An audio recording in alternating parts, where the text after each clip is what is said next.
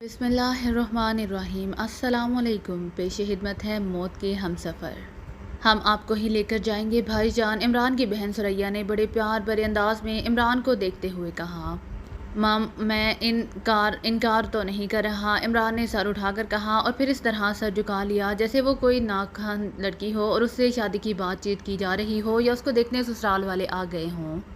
तो फिर चलिए, सुरैया ने जल्दी से कहा। बब बैठो तो सही। इमरान जल्दी से बोला। इन सबको जल्दी है भाईजान। सुरैया ने अपनी सातों सहेलियों की जानिब इशारा करते हुए मानीहेर लहजे में कहा। किन साथों को? इमरान इस तरह चौंका जैसे वो पहले इनमें से किसी को भी देख ना सका हो और सुरैया के एहसास दिलाने पर ही वो इन सातों लड़कियों के वजूद से आगाह होकर भी वो फ्लैट में मौजूद हैं। अरे! सुरैया चौंक कर बोली, आपने इनको नहीं देखा क्या? मैं नामहरमों को नहीं देखा करता। इमरान ने जल्दी से कहा। निगाहें उसने झुका रखी थी और चेहरा सुर्ख होता जा रहा था। चलिए मैं तारुफ करा देती हूँ, सुरैया ने कहा। कोई ज़रूरत नहीं, इमरान जल्दी से बोला। मैं जानती हूँ भाईजान क्या ज़रूरी है और क्या नहीं। मतलब इमरान हकलाया। देखिए ये शम्सा है, सुरैया ने एक लड़की की तरफ इशारा करते हुए कहा। ये एक बेहद हसीन और पुरशबाब दोशीज़ा थी। चमचा, इमरान ने दोहराया। ये क्या नाम हुआ? चमचा नहीं, शम्सा, सुरैया झलाकर बोली। ओ शम्सा, सस समझ गया।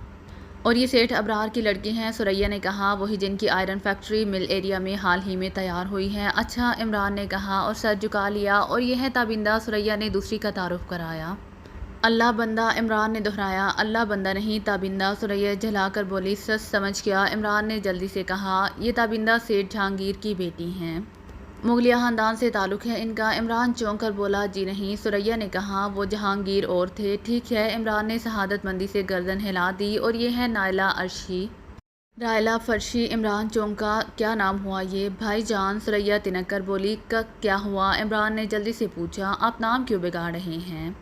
तुम ऐसे नाम क्यों ले रही हो? इमरान ने अहमकाना लहजे में कहा। आप गौर से सुने, सुरैया झलाकर बोली। मैं हमा तन हरगोश मेरा मतलब है कि मैं हमा तन गोश हूँ। तुम कहो क्या कहना चाहती हो? बोलो बोलो बोलो ना।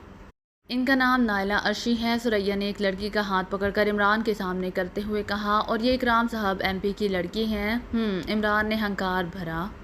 और ये हैं संजीदा जैदी, मिस संजीदा जैदी, सुरैया ने चौथी लड़की को इमरान के आगे करते हुए कहा। ठीक है, आगे कहो, इमरान ने उस पर निगाह डालकर कहा। और ये आरफा हैं, ये नुमाना और ये परवीन। सुरैया ने बाकी लड़कियों के नाम बताए और तफसील से उनका तारुफ कराती चली गई। अब आगे कहो, इमरान ने कहा। ये सब मेरी अजीज़ तरीन सहेलियाँ हैं। अच्छा फिर? इमरान जमाई लेकर मुंह चलाता हुआ बोला। क्या आप मेरी और मेरी सहेलियों की खातर मदारत नहीं करेंगे? सुरैया ने इमरान के सर पर हाथ फेरते हुए बुजुर्गाना अंदाज में कहा। ज़रूर, इमरान ने कहा। फिर बड़े ज़ोर से हाँक लगाई। सुलेमान, अबे ओ सुलेमान के बच्चे, जल्दी आओ। आया साहब। तीसरी आवाज़ पर सुलेमान की आवाज़ आई। जल्दी आ, आया साहब के बच्चे। इमरान फिर चलाया। जी साहब। फ़ौरन ही सुलेमान का चेहरा दरवाजे में नज़र आया था। जी साहब के बच्चे, ये देखो ये कौन आया है? इमरान सुरैया की जानिब इशारा करता हुआ मानीहेर लहजे में बोला।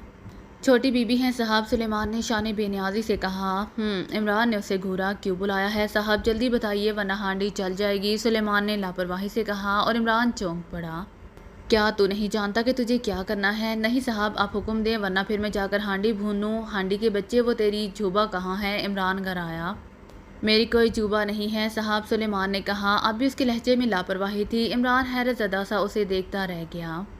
अबे वो काली रुख कहाँ है तेरी? बोल। इमरान गुलरुख के नाम की मुरम्मत करता हुआ बोला। और सुलेमान चौंक पड़ा। लड़कियों के होंठों पर हल्की सी मुस्कुराहट उभर आई थी और वह धीरे धीरे मुस्कुरा रही थीं। काली रुख नहीं साहब, उसका नाम गुलरुख है, सुलेमान ने बुरा सा मुंह बनाकर कहा। और वो आपके मुलाजिम नहीं है अभी तक। गुलरुख हो या तीसरा रुख, उसे कह के वो हांडी। आपने सुना नहीं साहब शायद, सुलेमान बात काट कर बोला। क्या? इमरान घर आकर बोला। गुलरुख अभी आपके मुलाजिम नहीं है तो तू उसे आज से बल्कि अभी से मुलाजिम समझ ले। ये नहीं हो सकता साहब, सुलेमान ने जल्दी से कहा। क्यों नहीं हो सकता? बोल। इसीलिए साहब कि जब आपने मेरी 6 साल की तनख्वाह नहीं तो गुलरुख को कैसे और कहाँ से देंगे? सुलेमान ने जल्दी से कहा। क्या? इमरान चिल्ला कर बोला। अबे वो परसों जो तूने 450 रुपये लिए थे वो किस खेत की मूली नहीं? शायद मैं गलत कह रहा हूँ। इमरान कहते कहते रुका, फिर माथे पर उंगली मारने लगा। लड़कियाँ हैरत से उसे तक रही थीं। हाँ याद आ गया, इमरान ने कहा। वो 450 रुपये किस खाते में गए जो परसों तूने मुझसे लिए थे? बोल। वो बंटिए को दिए थे साहब। अबे उसके इतने रुपये कब थे? इमरान घर आया। साहब उसकी 4,500 रुपये आप पर हैं, सुलेमान ने कहा। تو اسے صرف 450 روپے ہی دیے ہیں کیا؟ عمران حیرت سے منہ پھاڑ کر بولا، سلیمان تم سچ کہہ رہے ہو؟ ثریا نے سلیمان کو گھورتے ہوئے کہا۔ جی بی بی جی، سلیمان نے کہا، کہیے تو دکاندار کو بلا لاؤں، آپ خود اس سے بات کر لیں کہ کتنی رقم ہے اور کس کس کی رقم ہے بھائی جان پر؟ ثریا نے پوچھا۔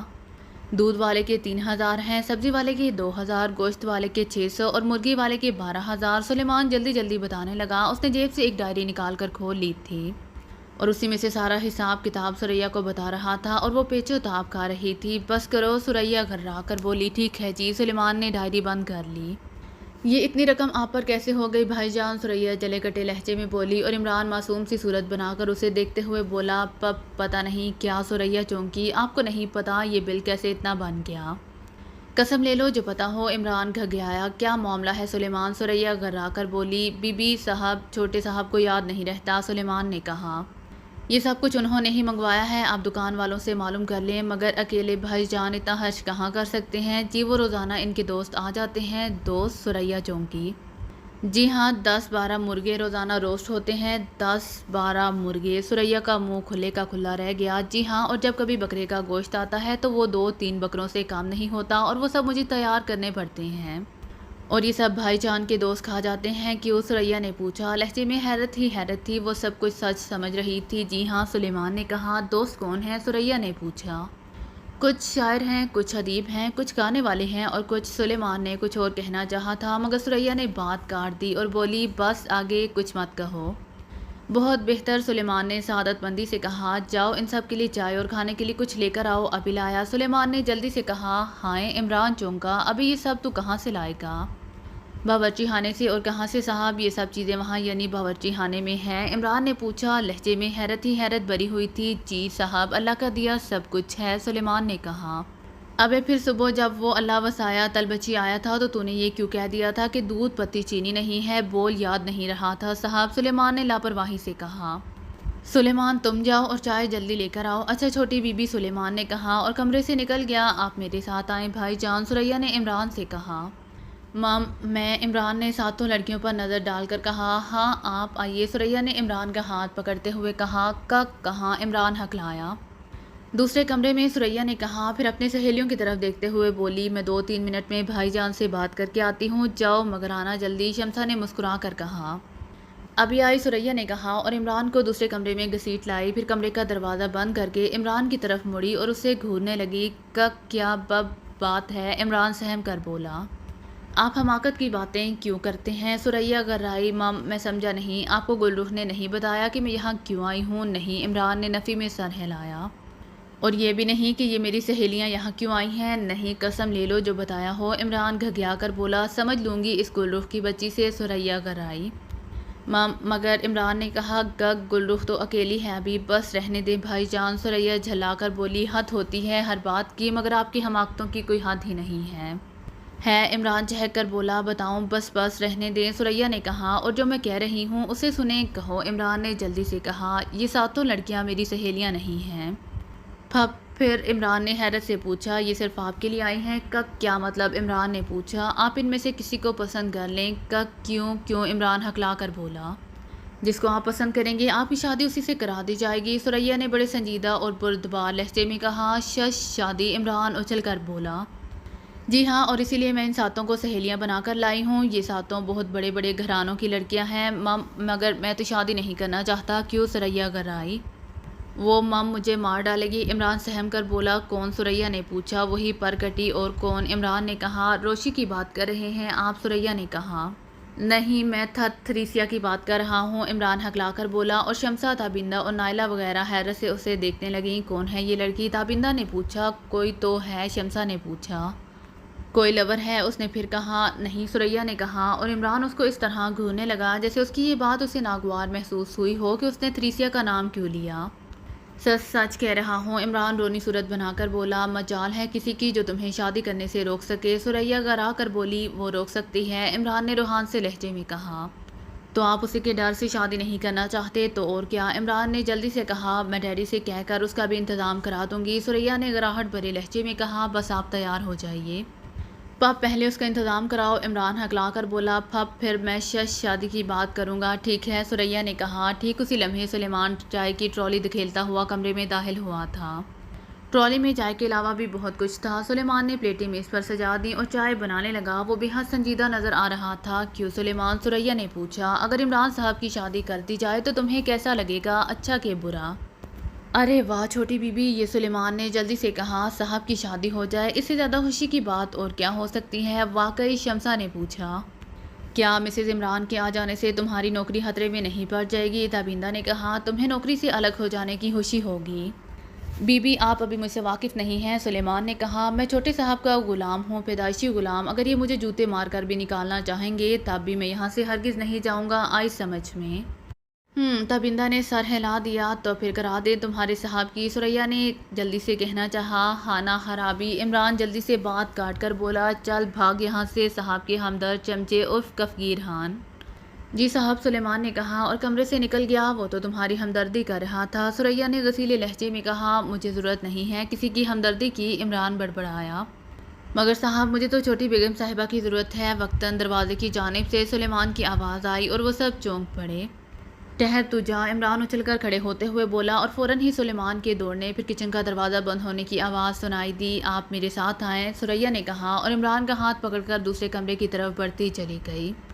عمران چپ چاپ دوسرے کمرے میں چلا آیا تھا۔ کیا بات ہے؟ وہ دوسرے کمرے میں پہنچ کر بولا۔ آپ بتائیے ان تینوں میں سے کون پسند ہے؟ ثریا نے پوچھا۔ کن میں سے؟ عمران نے حیرت زدہ لہجے میں کہا اور کمرے میں چاروں طرف دیکھنے لگا۔ ثریا کے چہرے پر شکنیں ابھری تھیں۔ میرا اشارہ شمسا، تابندہ، نائلہ، عرشی وغیرہ کی طرف تھا۔ ثریا نے جلاہٹ بھرے لہجے میں آہستہ سے کہا۔ آپ کو ان میں سے کون پسند ہے؟ کون پسند ہے؟ عمران نے احمقوں کی طرح دہرایا۔ ہاں، ثریا نے کہا۔ شمسا خاصی خوبصورت ہے، اس کے کان ذرا بڑے بڑے ہیں، بی بی ثریا۔ تابندہ، ثریا نے پوچھا۔ اس کا منہ ایسا ہے جیسے کسی مگرمچھ کا ہو۔ نائلہ، عرشی کے بارے میں کیا خیال ہے؟ نیک خیال ہے، عمران نے کہا۔ گویا نائلہ عرشی آپ کو پسند ہے، ثریا خوش ہو کر بولی۔ ہائے، عمران نے دیدے نچاتے ہوئے کہا۔ یہ میں نے کب کہا ہے؟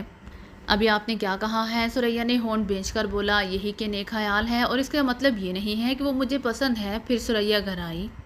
اس کے دونوں گالوں کی ہڈیاں اونٹ کے کوہان کی طرح اٹھی ہوئی ہیں، عمران نے کہا۔ دیکھنے والا میرا مذاق اڑائیں گے۔ سنجیدہ کے بارے میں کیا کہتے ہیں آپ؟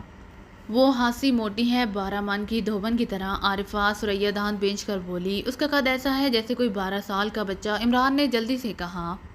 اب اس کا اتنا قد چھوٹا بھی نہیں ہے، ثریا گھرائی۔ پورا 4.25 فٹ کا قد ہے اور آپ اسے بونی کہہ رہے ہیں؟ مجھے تو وہ ایسی ہی لگی ہے، عمران نے کہا۔ نعمانہ کے بارے میں کیا ارشاد ہے؟ گن کر کے بولتی ہے، عمران نے منہ بنا کر کہا۔ ایسے لگتا ہے جیسے کوئی بھوتنی کچھ کہنے کی کوشش کر رہی ہو۔ اب پروین کے بارے میں بھی گل افشانی فرما دیجیے، ثریا نے کہا۔ اس کے تیور بتا رہے تھے کہ وہ پھٹ پڑنے والی ہے۔ نام سن کر تو لگتا ہے جیسے کوئی کہہ رہا ہو، نمکین اسے بیٹی نمکین ذرا ادھر تو آئیو، سالن میں نمک کم ہے، ذرا اپنی انگلی تو ہنڈیا میں ہلا دے۔ ثریا گھرائی چند لمحے عمران کو گھورتی رہی، پھر بولی۔ آپ کان کھول کر میری بات ایک اچھی طرح سن لیجیے بھائی جان۔ نائلہ مجھے بہت پسند ہے اور پروین امی کو، ثریا نے گھرا کر کہا۔ پھر عمران ہکلایا۔ آپ کی شادی نائلہ یا پروین سے طے ہو جائے گی، سمجھے آپ؟ ارے واہ، عمران ہاتھ نچا کر بولا۔ ایسے ہی ہو جائے گی طے؟ یعنی کہ میری مرضی کے بغیر ہی؟ ہائیں جی ہاں، ثریا نے گھرا کر کہا۔ بلکہ یوں سمجھے کہ نائلہ سے آپ کی شادی 100% طے ہو گئی ہے، کیا سمجھے آپ؟ وہ کیسے؟ عمران نے پوچھا۔ میں ڈیڈی سے جا کر کہہ دوں گی کہ آپ نے نائلہ کو پسند کر لیا ہے۔ ارے نہیں، عمران جلدی سے بولا۔ یہی ہوگا بھائی جان، ثریا نے کہا۔ میں اپنی پسند کی بھابھی لاؤں گی۔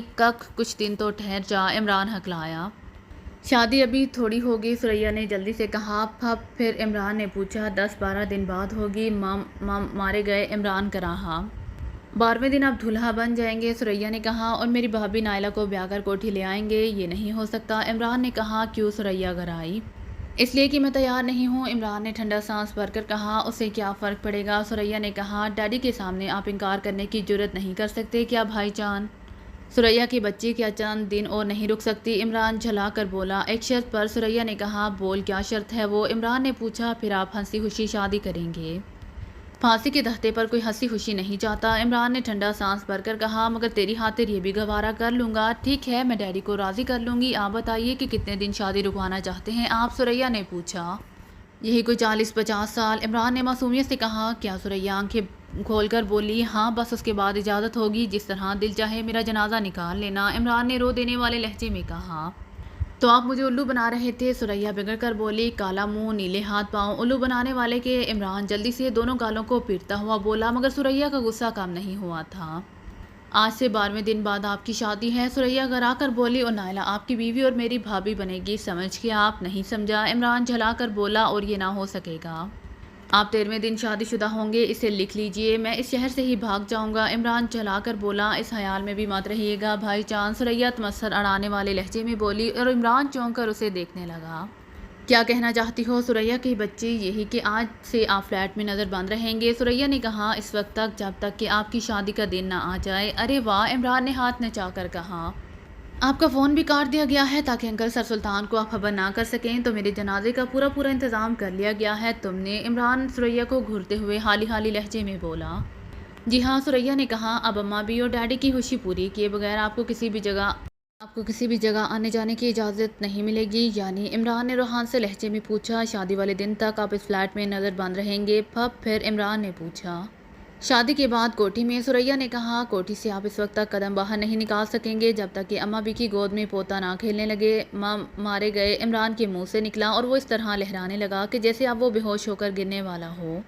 ارے عمران بھائی کو کیا ہوا؟ دفتن دروازے سے شمسہ کی آواز آئی۔ ثریا نے سر اٹھا کر دیکھا، وہ سب کی سب دروازے میں موجود تھیں۔ کچھ نہیں ہوا انہیں، ثریا نے دروازے کی طرف بڑھتے ہوئے کہا۔